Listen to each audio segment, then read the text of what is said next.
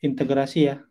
Tapi mungkin karena aku juga nggak megang dari projectnya langsung, jadi nggak bisa nyontohin langsung di layoutnya gitu ya. Jadi aku bakal make aplikasi yang kemarin. Cuman mungkin sebelum itu ada satu sih sebenarnya yang ketinggalan. Jadi kemarin tuh aku belum nerangin gimana caranya pindah halaman gitu ya dari tombol. Mungkin di sini aku bakal buat satu halaman lagi. Namanya misalnya welcome page ya.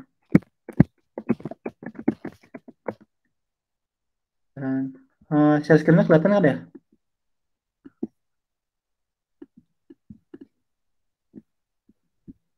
Cek, Fadli. Kelihatan kan? Oke. Oke, kita buat page aja ya, buat nyontohin pindah halamannya. Tapi mungkin sebenarnya kalian udah nyoba sebelumnya ya, cuma nggak apa-apa. Welcome page, nama halamannya. Dan di sini return scaffold, home, body, bar,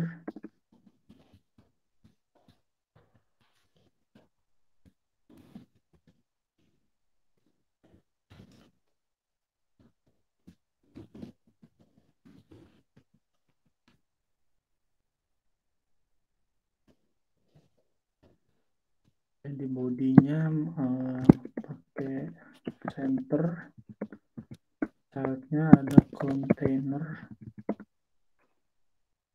di dalam container ada teks,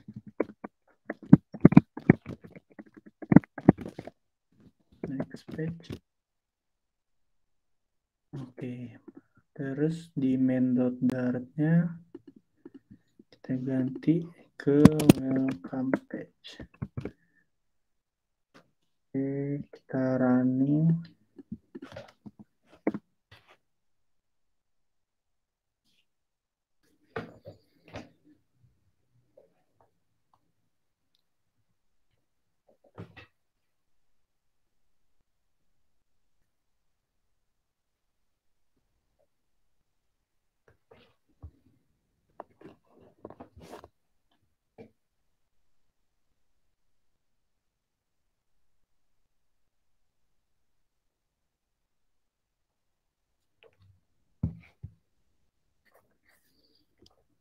Oke, welcome page-nya muncul. Dikasih warna dulu.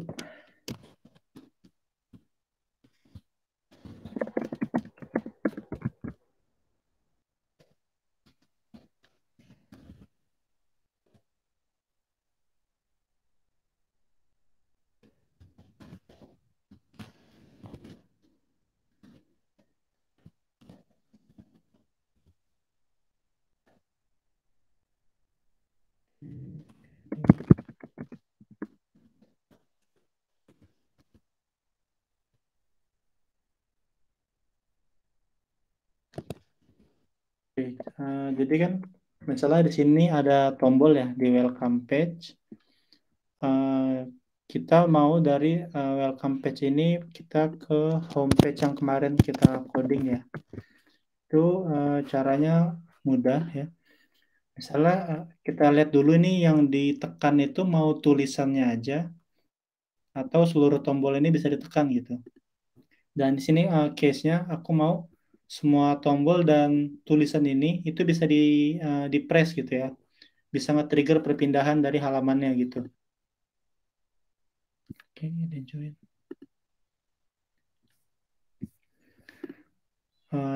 Aku ulangin ya karena ada yang baru join. Jadi di sini aku udah buat satu tombol nih. Tombol ini bakal trigger atau memindahkan si user ke halaman homepage yang sebelumnya kita buat kemarin ya.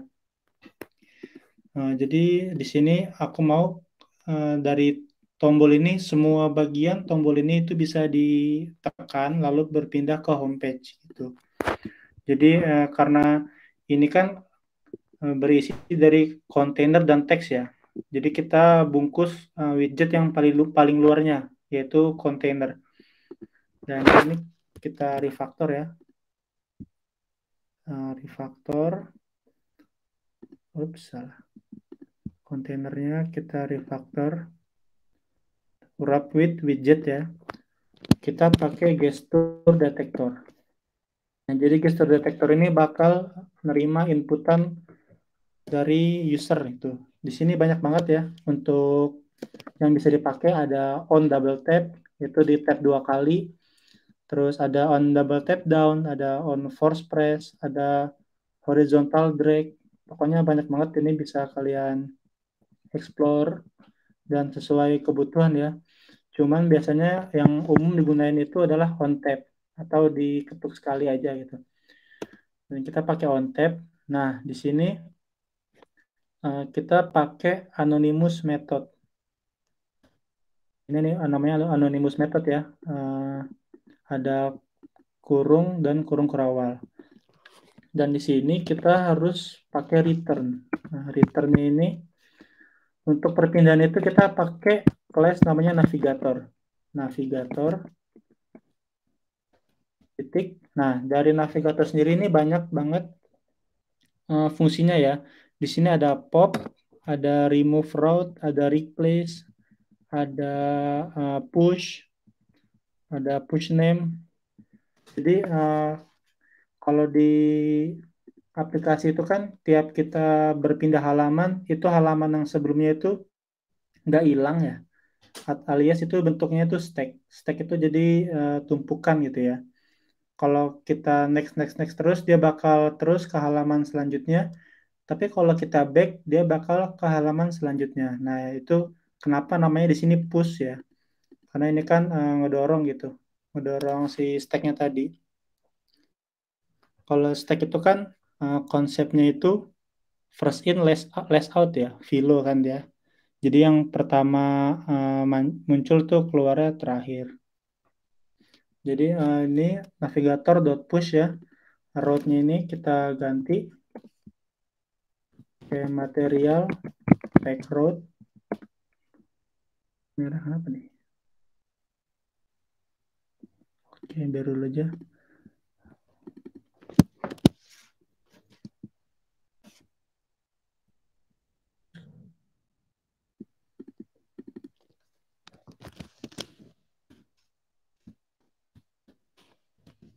Ini nggak perlu ini.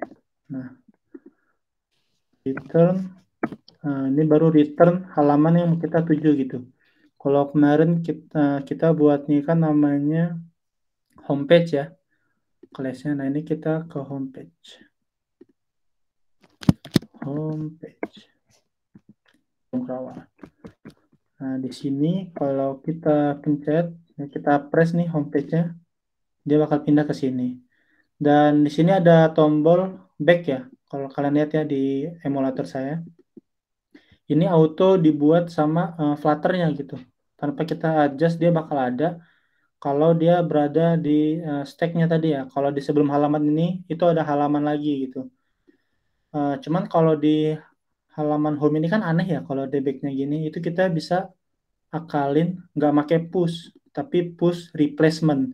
Jadi halaman yang welcome page ini bakal kita timpa sama halaman si home. Jadi halaman pertama itu bukan ini lagi, tapi si home tadi. Jadi sama aja kalau ada tumpukan, kita itu nggak naruh halaman di atas halaman yang udah ada gitu. Tapi halaman yang udah ada itu kita hapus, kita ganti yang baru. Contohnya gini ya, navigator push replacement. Nah ini kalau begini dia bakal hilang backnya, dan ini nggak bisa di back. Andai kata kalau kita back ya, kalau pakai Android kan ada ya tombol backnya itu bakal keluar dari aplikasinya gitu. Atau kalau mau contoh lagi nih ya, push.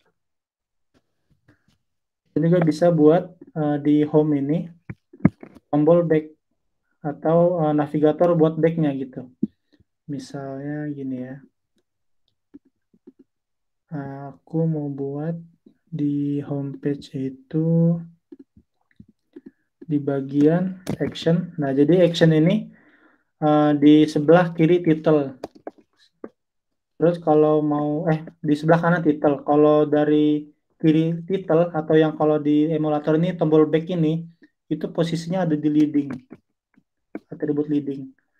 Nah, di leading ini misalnya aku mau tambahin teks aja deh ya, biar beda sama yang udah disediain Flutter ya.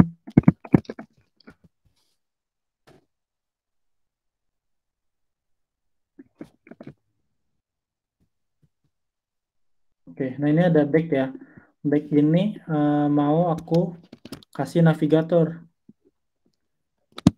gesture detector. Oke, on tap lagi, navigator,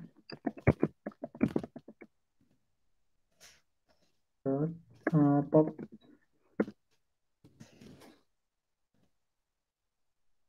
Nah ini nggak masalah ya kayak gini. Cuman kalau di welcome page tadi ya, kalau kita pakai push replacement, kita ke home page, terus kita pencet back lagi, nah itu bakal keluar dari aplikasinya gitu, bakal blank kayak gini. Kenapa? Karena kita di aplikasi di HP kita ini udah nggak ada lagi halaman yang bisa ditampilin gitu, karena stacknya itu udah di replace sama yang home. Sedangkan yang di home tadi, karena kita ada tombol back, itu kita pop, jadi bener-bener nggak ada tampilan lagi gitu. Jadi penggunaannya bisa beragam banget, itu sesuai kebutuhan gitu.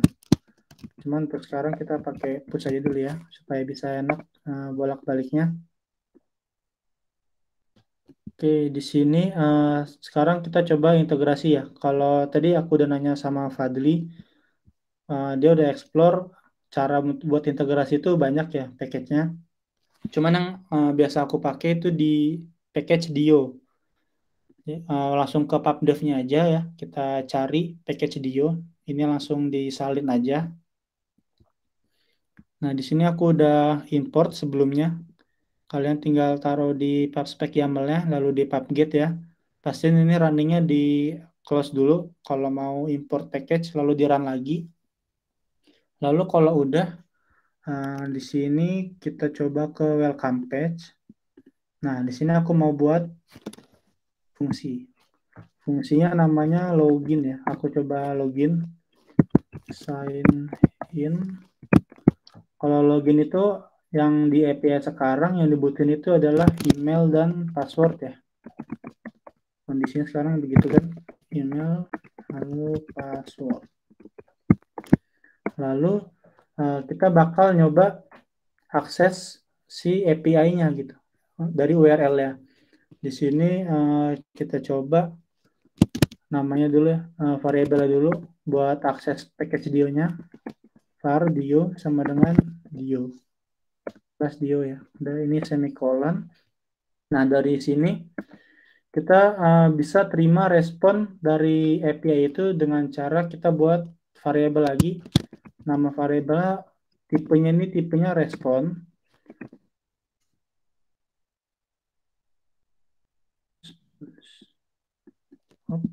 Ini ada tulisannya. Response. Namanya response. Oke, nah di bawahnya baru ya. Jangan di situ, sini aja. Baru respon sama dengan Dio titik post ya. Kalau login kita post pakai metode post. Lalu ini pet-nya. Nah, pet ini kita isikan URL dari API-nya. Di sini aku bakal pakai API Melinda ya, yang login.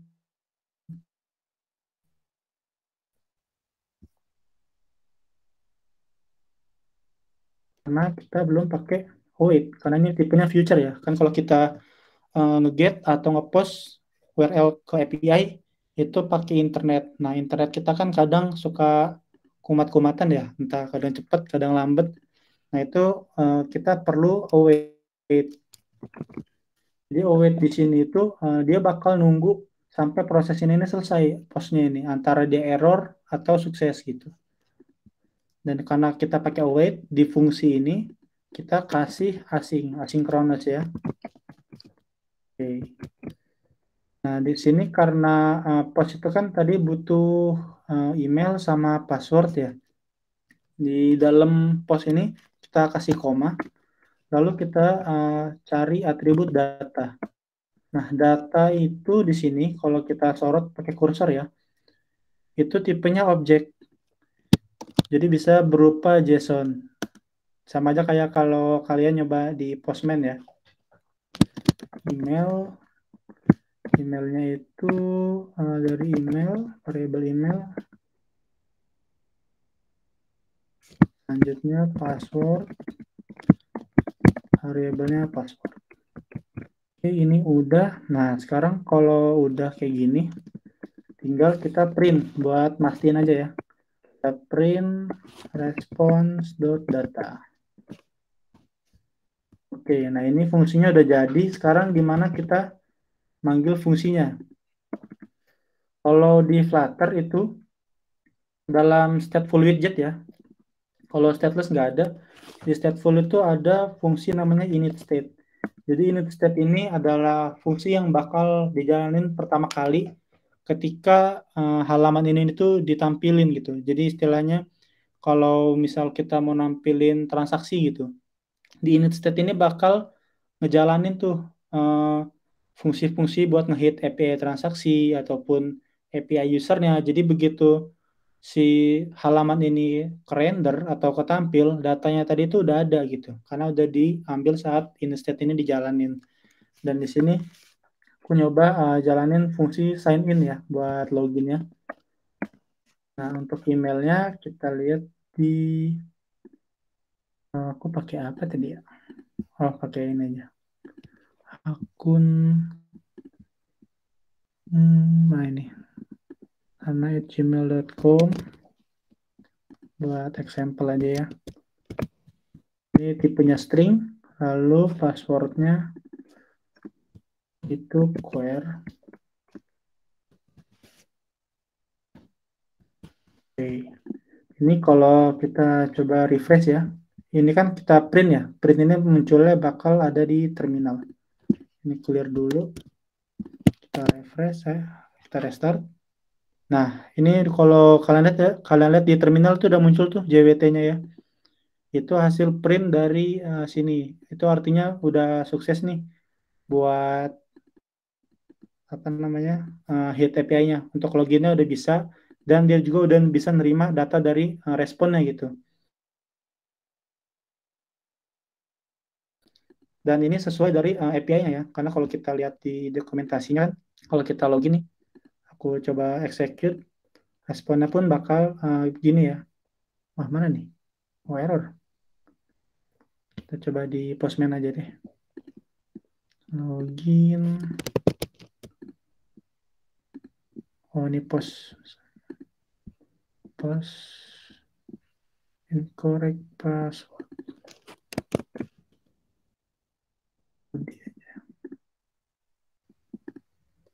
Nah, ini responnya JWT ya. Kalau kita pakai Postman juga, artinya udah sesuai nih API-nya, udah keintegrasi sama aplikasi kita gitu. Sekarang kan kalau di API itu kan banyak ya, bakal banyak nih. Kalau misal kayak history itu bakal banyak bukan variable ya, field-fieldnya gitu, nggak cuma JWT kan. Contohnya mana ya? Ini bisa nggak? Oke, oh kosong ya. Fadli ada ini nggak API yang bisa ngelihat berapa gitu, berapa field gitu? Ada Kang. API yang mana tuh? Oh ini bisa nih. Nah itu users Ini bukan? kayaknya iya. Oh bukan, Oh minyak ini. Kalau minyak ini API apa? Kok isinya user? minyak yang udah terverifikasi mungkin. Bentar. Oh iya. Saya udah Bisa, lupa. bisa. Oke, Ya yang udah jadi terverifikasi. oke. Ini nggak perlu JWT ya berarti? Nggak perlu. Oke, berarti kita bisa pakai nih. Contoh aja ya. Sekarang kalau aku mau pakai API minyak. Minyak ini kan banyak ya tadi kalau kita lihat tuh. Nggak mungkin kan kalau cuma satu begini bisa gitu. Kita respon data langsung kita pakai kemana gitu. Itu bisa. Cuman kalau kita begini itu bakal ribet kan buat kita ngapalinnya. Tiap kita mau pakai volume misalnya, kita harus lihat lagi nah fieldnya apa gitu. Itu bakal ribet banget. Nah itu cara mudahnya itu bisa pakai model. Nah gimana cara buat modelnya? Itu kalau di Flutter ya itu ada cara mudahnya. Kita bisa langsung copy aja nih. Ini copy bukan? Ya, copy ya. Kita pakai buka web namanya JSON to Dart. Ini udah ada di yang presentasi yang pertama ya. Ya kita copy aja ininya. Kita kasih respon ini nama kelasnya ya, respons minyak model. Misal begini. Nah, ini langsung dibentuk nih codingannya tuh, langsung jadi. Dan ini tinggal di copy. Lalu kita buat folder model ya di dalam library. Namanya respons model, respons minyak model total. Ini langsung aja kita paste. Dan ini bisa langsung dipakai ya kalau kalian lihat tuh, nggak ada error lagi. Paling kalau kita cek nih ada yang kayak 00 gini ya. Paling kalau yang begini itu bisa aja sih kita pakai misal var gitu. Nah kan nggak tahu juga nih apa, aku kurang tahu untuk API-nya ini. Oke, ini udah. Selanjutnya di welcome page tadi aku ganti ke minyak. Kalau di minyak ini kan tipenya tadi get ya. Kalau nggak salah. Minyak. Oke, get ya benar. Berarti di sininya kita ganti bukan post tapi get. Yang data kita hapus karena kita nggak butuh ya. Oke, ini cukup begini aja. Coba kita restart ya. Sign in, ada biarnya. Nah, kalau lihat ya tuh di terminalnya itu udah muncul semua tuh. Cuman ini kan masih belibet banget ya. Ini bisa aja kita masukin ke dalam model. Jadi nama modelnya tadi kan kalau nggak salah respons minyak model. Kita panggil respons minyak model. Nama variabelnya respons minyak model, samain aja ya. Kita pakai fungsi from JSON-nya gitu. Respons minyak model titik from JSON. JSON ini dari mana? JSON-nya itu dari respons data tadi. Karena respons data tadi bentuknya JSON. Kalau kita lihat terminal ya. Nih, dia diawali dengan kurung kurawal. Dan tipenya pun JSON gitu kan. Ada key, ada value-nya. Nah, ini langsung kayak gini. Nah, ini kalau kita panggil si respon minyak modelnya, lalu kita kasih titik ya, kita akses atributnya, itu langsung muncul tuh count, next, previous, result ya. Sama kayak yang ada di dokumentasi tadi. Ini kan ID user. Ini bisa kita panggil satu-satu aja. Minyak model sebentar. Oh, ada list ya. Di dalam list ada result. Oke, berarti kita perlu akses si listnya.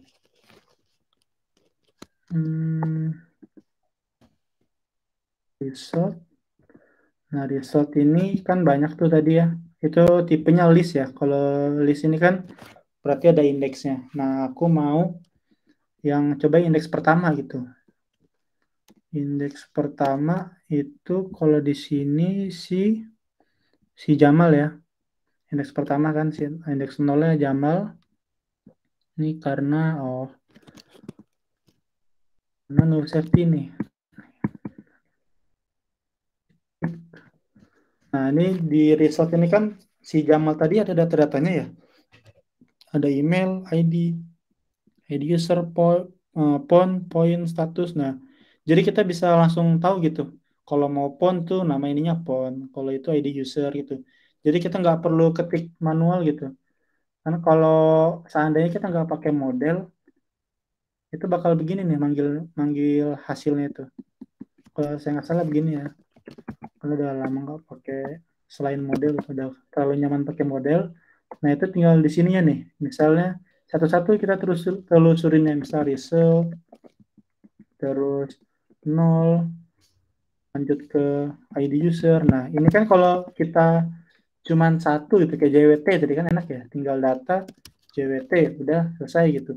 Cuman kalau banyak kayak begini, itu kan bakal ribet tuh buat ngapalinnya. Belum kalau udah tipe-tipe ya, kadang kita mah nggak tahu gitu kalau udah tipe-tipe. Makanya cara paling amannya adalah masukin ke dalam model. Cuman kerugian dari pakai model ini, dia kalau responnya berubah, itu modelnya juga harus diubah. Jadi kita perlu copy ulang nih untuk respon badinya si JSON-nya ini, kita copy lagi ke JSON to Dart ini, lalu kita copy lagi filenya gitu. Nah, di situ. Cuman kalau dari sudut pandang aku sendiri ya, itu jauh lebih mudah begini gitu. Coba aja kita panggil call-nya deh, satu aja buat pembuktiannya. Nah, 30 ya. Call-nya 30 kan. Kalau kita lihat di sini call-nya, ups, kelewatan. Di sini 30. Berarti udah bener ya, kita udah bisa ngambil data dari API-nya. Coba kita cari email si Jamal ya. Jamal ini kan ada di indeks ke 0 nih. Kita cari result si Jamal di indeks ke 0, terus ambil email dia. Ini kenapa merah gini? Karena ini null safety di Flutter. Jadi null safety di Flutter itu sesuai namanya, null safety. Jadi keamanan supaya tidak null. Kenapa begitu? Karena dalam suatu list itu ada kemungkinan si indeks ini nggak ada nih. Si indeks 0 ini nggak ada. Jadi dalam artian ada case itu di mana list itu bisa kosong. Gitu. Jadi karena list ini bisa kosong, eh, takutnya ketika si aplikasi ini udah di tangan user dan kita nggak ngasih keamanan untuk null itu, aplikasinya bakal nge-freeze gitu, bakal error. Nah itulah tujuannya null safety. Jadi kita dipaksa untuk ngebuat keamanan sendiri. Kalau null itu harus gimana gitu. Kita harus ngebuat kondisinya gitu. Cuman di sini bisa aja kita pakai tanda seru. Nah tanda seru ini dalam arti kasarnya kita tuh yakin banget nih kalau ini nggak bakal kosong gitu. Kita udah suruh program ini percaya aja gitu kalau ini nggak bakal kosong listnya gitu. Cuman ini cara yang paling jelek menurutku karena nggak mungkin kan kita mau mastiin ini nggak bakal kosong gitu. Cuma karena ini buat pembelajaran aja gitu, buat skipnya gitu ya. Nah ini udah muncul ya Jamalnya kalau kita lihat ini udah berhasil ngehit dari API ini. Selanjutnya mungkin kalian bisa explore sendiri ya untuk penggunaan API di halaman-halaman lainnya. Cuman jangan kayak gini ya, ini kan jelek banget nih. Masa jadi satu halaman antara UI dengan fungsinya gitu. Kalian bisa buat lagi, misalnya folder lagi gitu. Misalnya API gitu ya. API, terus yang pertama itu misalnya out API gitu ya. Nah, kita kasih aja class apa misalnya API home API out ya. Kita masukin aja fungsi-fungsinya tadi. Kita pindahin si sign in-nya. Kita pindahin ke sini.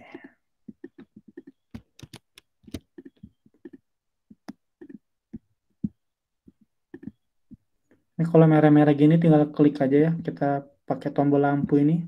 Nanti ada biasanya ada import-import gini atau ada quick fix lainnya dari visualnya gitu. Jadi mudah tergolong mudah ya pakai Flutter ini. Sign in ini tinggal di nggak bisa.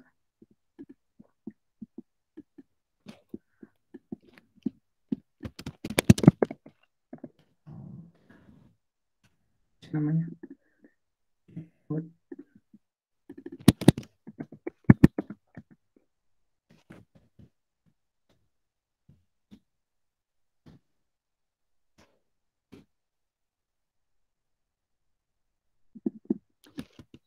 Nah, ini kan jadi lebih rapi ya, codingannya jadi nggak kotor gitu.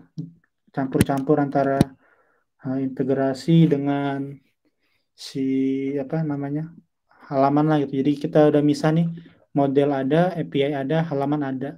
Karena biasanya di lib juga itu ada folder namanya UI. Nah, ini UI ini biasanya isinya baru homepage, welcome page itu ada di sini semua. Gitu. Standarnya sih biasanya begitu kalau orang-orang. Jadi untuk integrasi sih mungkin kayak gitu ya. Ada yang ingin ditanyain nggak sampai sini?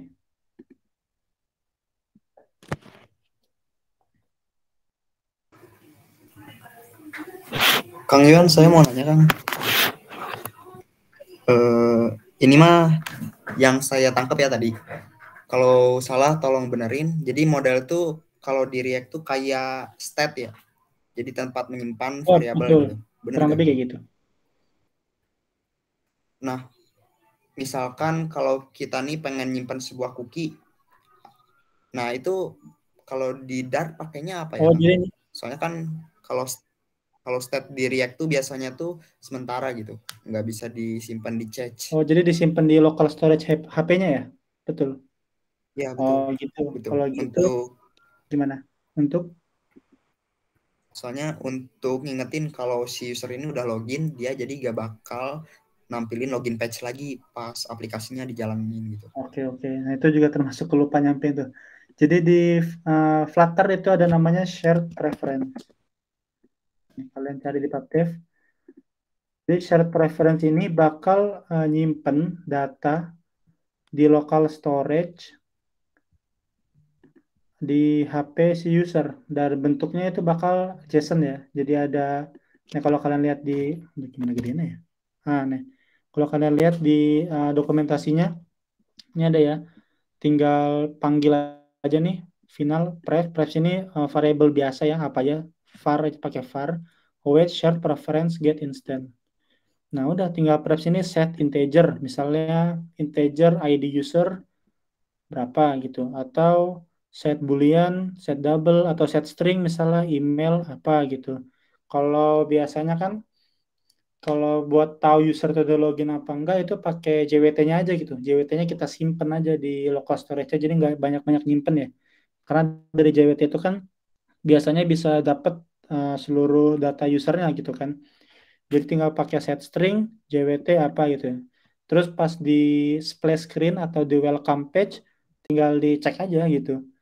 Pakai read datanya nih. Read datanya gimana? Pakai get string. Tadi kalau nyimpen itu set string, kalau yang itu get string gitu. Tinggal di get string aja get string JWT. If JWT nggak null atau JWT exist ya atau not empty gitu. Uh, Go to home atau kalau dia empty go to login page gitu.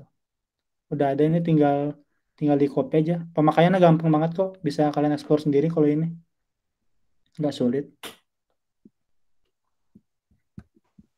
Makasih ya Kang. Oke, sama-sama.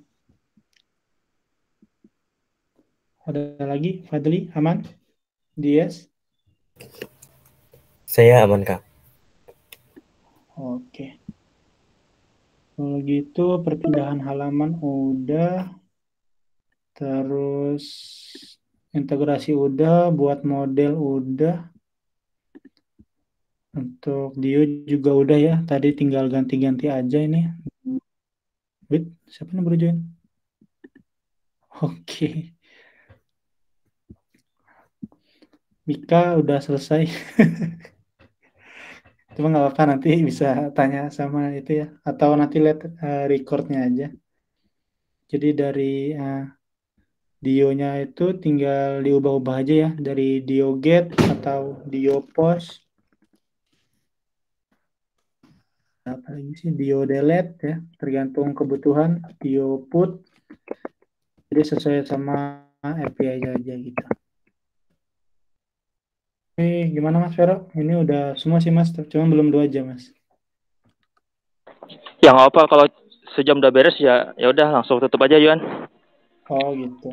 Oke teman-teman, makasih ya yang udah hadir dan nyempetin waktunya. Untuk siapa tadi yang baru join, Mika ya. Mika mungkin bisa nanti lihat dari recordnya Mbak Denanya aja, atau bisa tanya sama Fadli, Hasnat, dan Dias untuk yang disampaikan tadi. Sekian penjelasan materi hari ini. Jika ada salah kata, saya mohon maaf. Assalamualaikum warahmatullahi wabarakatuh. Waalaikumsalam. Terima kasih, Kang. Waalaikumsalam warahmatullahi wabarakatuh. Oke, sama-sama.